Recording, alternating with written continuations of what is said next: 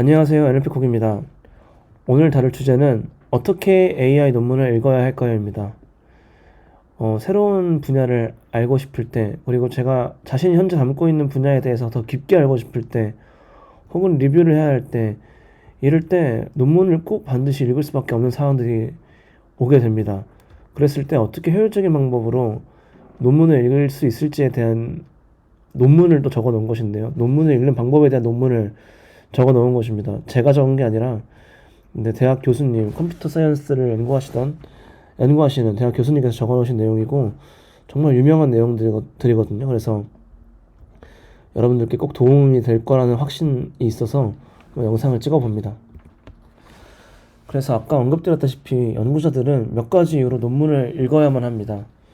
컨퍼런스나 클래스를 준비하기 위해서, 새로운 필드를 알기 위해서, 더 깊게 자신이 속한 분야에 대해서 알기 위해서 논문을 읽어야 하는데요. 일반적인 연구자들은 1년에 몇백 시간 동안 논문을 읽는데 할애하게 된다고 합니다. 효율적으로 페이퍼를 읽는 방법, 논문을 읽는 방법을 알아야지만 알려주는 방법이 없어가지고 처음 이 과정을 시작하는 대학원생들은 트라이얼 에러를 통해서 논문을 읽는 방법을 배우게 됩니다. 학생들은 근데 이 과정에서 너무 많은 노력을 들이게 되고 절망하게 되는데요. 그래서 이 교수님께서 수많은 세월 동안 자신이 직접 논문을 읽는 방법에 대해서 정리해 놓았습니다. 그래서 정말 간단한 어프로치로 효율적으로 페이퍼들을 읽어왔다고 해요. 그래서 여기서 제안하는 방법은 3패스 어프로치입니다. 한번 자세하게 알아볼게요. 핵심 아이디어는 하나의 페이퍼에 대해서 3번 읽게 되는데요. 각각 읽는 동안 몇 가지 목표들이 있습니다. 이 목표를 달성하면서 이전에 패스에서 쌓아왔던 목표를 기반으로 다음 목표를 이루게 되고 다음 패스에서 추가로 내용을 얻게 되는 형태입니다. 뭔가 반복해가면서 강화해 나가는 거죠. 그래서 그 계열을 간단하게 살펴보자면 퍼스트 패스에서 페이퍼의 제너럴한 아이디어를 파악하고요. 두 번째는 디테일을 제외한 페이퍼의 컨텐츠를 파악하고 세 번째 패스에서 자세하게 페이퍼를 읽을 수 있도록 하는 것입니다. 그래서 다시 한번 돌아가서 더 퍼스트 패스에 대해서 살펴보면요. 이 논문을 큰 그림을 본다고 생각하시면 될 것 같아요. 그래서 이 세컨 패스 혹은 털드 패스를 진행하기 전에 정말 이 논문이 어떤 내용인지, 나에게 필요한 내용인지 여부가 중요하겠죠. 그런 것들을 파악하기 위함이라고 보면 될 것 같습니다. 논문에 보통 타이틀이 꼭 있고요. 애브스트랙트가 꼭 있고 인스트럭션이 꼭 있습니다. 얘네는 딱 처음에 이 논문을 정말 읽어도 될지에 대한 어떻게 보면 지표 같은 거거든요. 그래서 이걸 읽음으로써 정말 내가 필요한 내용인지, 어떤 내용이 주로 여기 들어가 있는지에 대한 어필을 하는 구간이기 때문에 그걸 처음에 읽습니다. 그리고 섹션과 서브 섹션에 헤딩스만 읽고 나머지는 다 넘깁니다. 그리고 컨클루전을 그 다음에 읽습니다. 그래서 레퍼런스를 보고 이 관련된 연구가 어떤 것들이 있나, 기존에 내가 알고 있던 건 어떤 건가 세봅니다. 세봄으로써 어떤 걸 알 수 있냐면 기존에 내가 읽던 거 많이 겹치면 내가 관련 있는 분야구나를 또 확인할 수가 있는 부분이겠죠. 그래가지고 정말 자세한 내용은 모르지만 어떤 얘기를 하고 싶은지를 퍼스트 패스에서 알 수가 있게 되는 것입니다. 그래서 이 퍼스트 패스가 끝나고 5C를 답할 수 있어야 됩니다. 첫 번째 카테고리, 이 논문이 어떤 형식인가, 서베이 논문인가, 아니면 새로운 방법을 제안한 논문인가, 분석 논문인가, 이런 것들에 대해서 어떤 식으로 논문이 묘사가 되어 있는지를 형식을 알 수가 있어야 될 것입니다. 두 번째는 이 논문이 어떤 내용인 것인가, 이와 관련된 연구는 어떤 것일까, 그리고 어떤 이론적인 베이스들을 내가 알아야 할까가 두 번째 컨텐트에 해당하고요. 세 번째 커넥트니스는 여기 나온 가정들이 정말로 유효한 것들일까, 그걸 세 번째로 살펴봐야 되고, 네 번째로 이 논문의 메인 컨트리뷰션들은 어떤 것들이 있을까를 또 살펴봐야 됩니다. 그리고 다섯 번째는 이 페이퍼가 잘 쓰여져 있는가입니다. 여기서 잘 쓰여졌는가에 대한 기준은 정말 읽기 쉽게 잘 써져 있냐는 내용에 관련된 것인 것 같아요. 왜냐면 클래리티니까요. 얼마나 잘 명확하게 써져 있냐. 그래서 첫 번째 패스에서는 다음에 5C를 파악한 다음에 더 읽을지 말지를 결정을 해야 됩니다. 이 페이퍼가 나한테 관련이 없거나 충분히 이해할 수 없거나 저자가 유효하지 않은 어썸션을 만들어냈을 수도 있습니다. 이랬을 때는 이 퍼스트 패스를 통해서 정말 나에게 필요한지 여부를 확인해야 한다는 것입니다. 여기서 또 이 저자가 하는 말은 어떤 것이냐면, 페이퍼를 당신이 썼을 때 리뷰를 받을 거지 않습니까? 리뷰를 받을 때 보통의 리뷰어들은 단 한 번을 읽고 이렇게 이걸 리젝을 줄지 액셉을 줄지를 마음속으로 이제 판단을 한다고 합니다. 그래서 일관성 있는 세션, 서브 섹션 제목을 선택하고 간결하고 포괄적인 앱스트랙트를 작성하는 것에 정말 주의를 기울여야 한다고 해요. 그래서 리뷰어가 한 번 읽고 요점을 이해하지 못하면 논문은 리젝될 가능성이 크고 5분 만에 핵심을 또 파악하지 못하면 읽히지 않을 가능성이 크기 때문에 이 앱스트랙과 인스트럭션 그리고 컨클루전, 제목이 되게 중요하다는 지금 얘기죠. 그래서 만약에 첫 번째 패스에서 당신이 이 논문에 대해서 굉장히 좋은 논문이야, 내가 아니면 혹 관련 있는 논문이야 라는 것이 파악이 됐으면 세컨 패스를 진행을 합니다. 그 과정에서 나랑 관련 없는 논문이라고 파악이 됐다면 넘기면 되는 것이고요.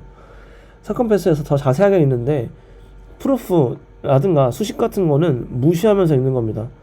그래서 키포인트를 또 읽으면서 적으면 도움이 됩니다. 그래서 피규어, 다이어그램, 그림 위주로 이 논문을 읽게 되는데요.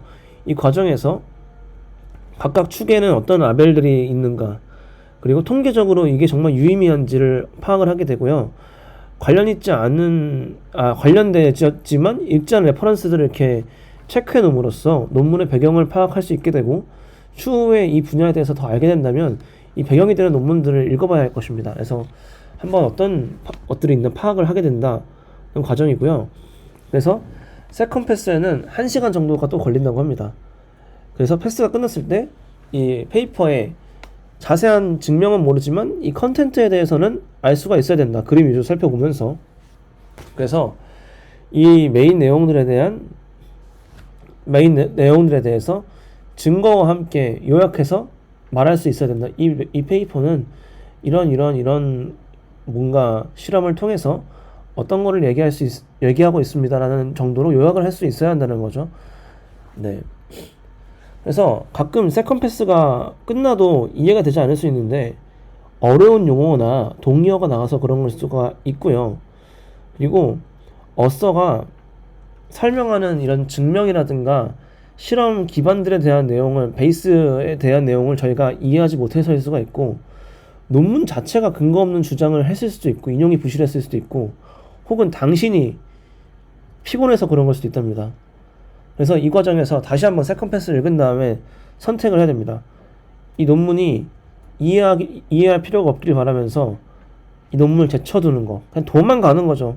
아주 비겁한 행동입니다. 두 번째로는 백그라운드 매테리얼을 읽고 다시 한번 논문을 검토해 보는 거. 세 번째는 그냥 무지성으로 썰드 패스로 넘어가는 것입니다. 근데 이 과정에서 이런 내용이 근거가 없다, 뭐 주장이 형편없다를 저희가 초보자 입장에서는 파악할 수가 없겠죠.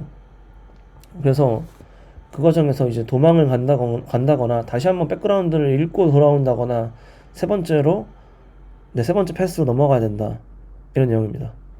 세 번째 패스는 이 과정에서 굉장히 많은 시간이 소요가 된다고 하는데, 리뷰어라면 이 썰드 패스가 꼭 필요하다, 이런 내용을 얘기를 하고 있는데요. 완전히 논문을 이해하는 과정입니다. 두 번째 거는 뭐 세부적인 거 디테일은 잘 모르지만 컨텐츠에 대해서는 얘기할 수 있을 정도. 첫 번째는 그냥 어떤 문제를 어떻게 해결했고 어떤 컨트리뷰션이 있는 정도라고 한다면, 여기는 진짜 온전히 이 논문의 내용을 이해하는 것입니다. 이 과정에서 가장 중요한 것은 가상으로 내가 이 페이퍼를 쓰면 어떨까라는 상상을 하면서 읽는다는 거예요.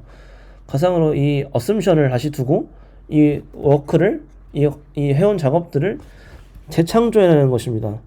실제 페이퍼와 내가 했으면 어떻게 했을까, 이 과정에서를 비교하면서 논문의 이런 혁신성뿐만 아니라 숨겨진 이 논문의 실패와 어썸션까지도 파악할 수가 있어야 한다고 합니다. 자세한 것들에 집중을 기울여야 되고, 모든 어썸션과 모든 주장에 대해서 이의를 제기해봐야 된다고 합니다. 그래서 특정 아이디어를 나라면 어떻게 이 아이디어에 대해서 나라면 어떻게 했을까를 또 리임플레멘테이션 혹은 리크리에이션 과정에서 생각을 해봐야겠죠. 그래서 이 실제 이 논문과 가상의 내가 했으면 어떻겠을까라는 비교를 통해서 논문의 이 프루프와 이 어떻게 이거를 발표했는지 어떻게 이걸 표현했는지에 대한 예리한 인사이트를 얻을 수 있고, 이 인사이트들은 추후에 여러분들이 글을 쓰거나 연구를 할 때 레퍼토리로 추가할 수 있겠죠. 그래서 이 과정에서 퓨처웍에 대한 아이디어들을 또 메모해두면 좋다고 합니다. 세 번째 패스 같은 경우는 초보자는 4-5시간, 숙련자는 1시간 정도 소요가 된다고 해요. 그러니까 아무리 교수님이라고 하더라도 이제 서드 패스까지 가는 데는 거의 2시간 넘게 한 거의 2시간 반 정도의 시간이 온전히 소요가 되게 된다는 것이죠. 그래서 이 과정을 거치면 논문의 전체 구조를 재구성할 수 있을 뿐만 아니라 논문의 강점과 약점을 파악할 수 있어야 한다고 합니다. 그래서 암묵적인 assumption 그리고 relate work 중에 인용이 누락된 부분, 실험 설계 및 분석에서 어떤 게 누락이 됐는지 문제점이 있는지를 파악할 수 있을 정도로 읽는 것이 설리 패스라고 합니다. 네, 이렇게 이 세 단계를 통해서 논문을 읽었는데요. 여기서는 또 어떤 분야에 처음에 들어갈 때 관련된 지식들을 쌓아야겠죠. 지식들을 쌓는 방법에 대해서 또 알려주고 있습니다. 문헌 조사를 하는 방법에 대해서 알려주고 있는데요. 익숙하지 않은 분야에 대해서 조사를 할 때는 관련된 분야의 논문을 수십 편씩 읽어야 한다고 해요. 그래서 어떤 논문을 읽어야 될까, 이 효율적으로 문헌 조사를 하는 방법에 대해서도 이 사람이 알려주고 있습니다. 그래서 첫 번째는 구글 스콜러나 사이트시어 같은 학술 검색 엔진에 들어가서 해당 키워드를 잘 선택한 다음에 가장 최근 논문 5편을 찾습니다. 그래서 각 논문을 훑으면서 그 논문의 연구 내용을 파악한 다음에 릴레이트 워크를 이제 읽어보는 거죠. 어떤 분야에 진입할 때 릴레이트 워크를 들어갑니다. 가장 최근에 있는 논문에서요. 그래서 운이 좋으면은 서베이 페이퍼를 찾을 수가 있을 것이고, 서베이 페이퍼 찾았으면 끝입니다. 그냥 서베이 페이퍼를 읽으면 되는 거예요. 근데 그렇지 않았다면 참고 문헌에서 여러 번 인용된 논문과 저자를 찾습니다. 체크합니다. 카운트를 해가지고 이 사람이 유명한 거고 이 논문이 정말 유명한 거구나 알 수가 있겠죠.